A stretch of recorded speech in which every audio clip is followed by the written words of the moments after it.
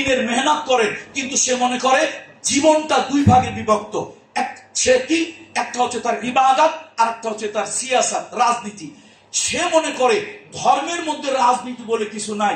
এই জন্য ওই তাহাজ্জুদ গুজার লোকটা, ওই কপালে নামাজের দাগ পড়া লোকটা, ওই বুজুর্গ আল্লাহওয়ালা লোকটা, সে ইবাদত ঠিকই করে, ইবাদত হিসেবে নামাজ পড়ে, কোনো কার্পণ্য করে না, বরং বেশি পড়ে, হজ করে এবং উমরা করে।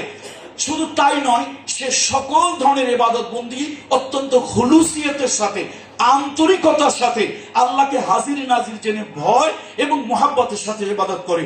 কিন্তু রাজনীতির প্রশ্ন আসলে সে মনে করে জীবনের আর এক ভাগ। সে কোথায় যায়? সেকুলার রাজনীতির কাছে যায়, পপুলার রাজনীতির কাছে যায়, সে প্রচলিত রাজনীতির কাছে যায়, মানব রচিত রাজনীতির কাছে যায়।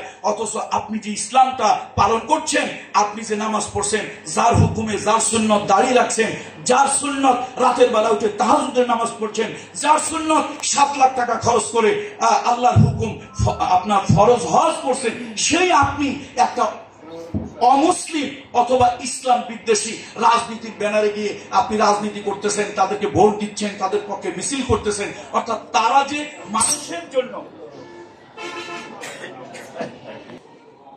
যে রাজনীতি আর হচ্ছে ধর্ম অথবা জীবন, এটাকে আমরা দুই ভাগে ভাগ করি।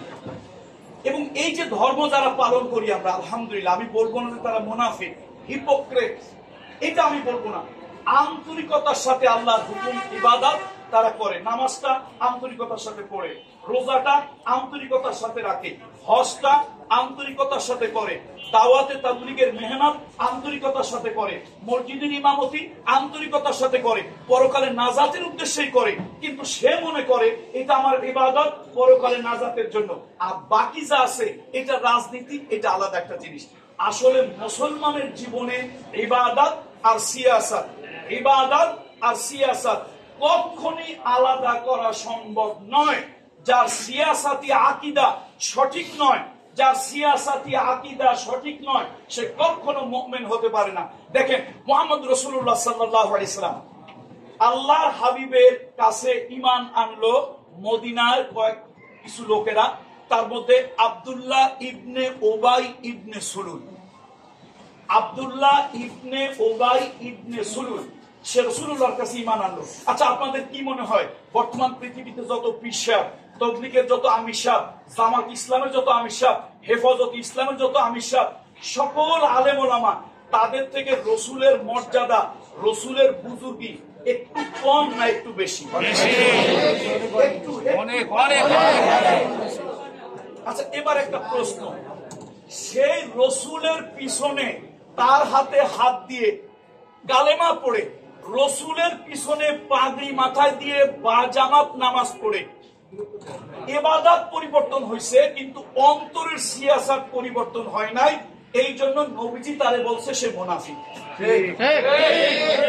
নবীজি তারে কি বলছে? তার ইবাদত কিন্তু কোনো ত্রুটি ছিল না। সে কিন্তু টেকেরাটের পিশাব, সরবনার পিশাব, শর্ষিনার পিশাবের পিছনে নামাজ পড়ে নাই। সে কিন্তু জামাত ইসলামের আমির, হেফাজত ইসলামের আমিরের পিছনে নামাজ পড়ে নাই। সে কিন্তু কোনো আলিয়া মাদ্রাসার প্রিন্সিপাল আর কওমি মাদ্রাসার মুহতামিমের পিছনে নামাজ পড়ে নাই। স্বয়ং মানবতার শিক্ষক, বিশ্বনবী, ইমামুল আম্বিয়া, সাইয়্যিদুল আম্বিয়া, খাতামান নবিয়্যিন, শাফিউল মুজনাবিন, রাহমাতুল লিল আলামিন নবী মুহাম্মাদের হাতে হাত দিয়েছে সাল্লাল্লাহু আলাইহি ওয়াসাল্লাম এবং তার পিছনে নামাজ পড়ছে। তাহলে নবী মুহাম্মদ সাল্লাল্লাহু আলাইহি ওয়াসাল্লামের পিছনে নামাজ পড়ে, পাগড়ি মাথা দিয়া, জুব্বা গায়ে দিয়ে নামাজ পড়ার পরও তার ইবাদত ঠিক হয়েছে, কিন্তু সিয়াসত ঠিক হয় নাই। এই জন্য রাসূলুল্লাহ বলছেন সে মুনাফিক। শুধু মুনাফিক না, মুনাফিকের সর্দার। শোনেন, কাফেরের জায়গা জাহান্নামের ভিতরে যা স্তর থাকবে তিনটা, জাহান্নামের মধ্যে ক্লাস, ডিভিশন, তিনটা ডিভিশন থাকবে। উপরের ডিভিশনে হলো ওই ইমানদারেরা থাকবে যেই ইমানদারেরা গুনাহ করছে, তবে সে জান্নাতি। ইমানদার গুনাহ করছে, সে জান্নাতি। এখন আল্লাহ তাআলা তার গুনার শাস্তি, তার একটু জ্বালাবে, পোড়াবে, শাস্তি দেবে, পানিশমেন্ট দেবে, এরপরে তাকে বেহেশতে নিয়ে যাবে। এই সকল মুমিনেরা থাকবে জান্নাতের উপরের স্তরে, জাহান্নামের উপরের স্তরে। আর যারা নাকি কাফের, আল্লাহকে অস্বীকার করেছে, আল্লাহ তাআলাকে অস্বীকার করেছে, স্রষ্টা, সৃষ্টিকর্তা, সাস্টেইনার, চেরিশার, লর্ড, গড, ইত্যাদি হিসাবে আল্লাহ তাআলাকে মানে নাই, তারা অস্বীকারী, তারা কাফের, তারা থাকবে জাহান্নামের মাঝখানে। কোরআন শরীফের আয়াত, কামরুল ইসলাম সাঈদের কোনো অপব্যাখ্যা নয়। ইন্নাল মুনাফিকিনা ফিদ দারকিল আসফালি মিনান নার।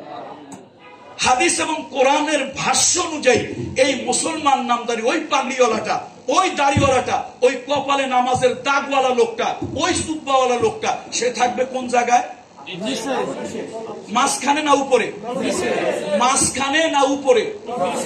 নিচে। ফিদ দারকিল আসফালি মিনান নার।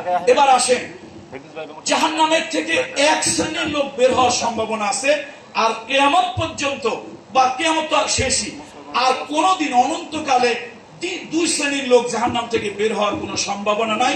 খালিদিনা ফিহা আবাদা। একটা হলো মাঝখানে যারা থাকবে, আর কোথায় যারা থাকবে? নিচে যারা থাকবে, তলদেশে। তাহলে এবার আমার কথা শেষ। আপনি একজন ভালো নামাজি, আলহামদুলিল্লাহ, আল্লাহর কসম, কোনো সন্দেহ নাই, আপনি একজন মুত্তাকি, পরহেজগার, ভালো নামাজি। আপনি একজন দ্বীনওয়ালা, দ্বীনের মেহনতওয়ালা, আলহামদুলিল্লাহ। আপনি আলেম ওলামা, পীর বুজুর্গের সাথে একজন সোহবতওয়ালা মানুষ, আলহামদুলিল্লাহ, কোনো সন্দেহ নাই। কিন্তু আপনার সিয়াসাত, ঈমান ঠিক হয় নাই। আপনি বামপন্থীরে ভোট দেন, বামপন্থীর সাথে জোট করেন,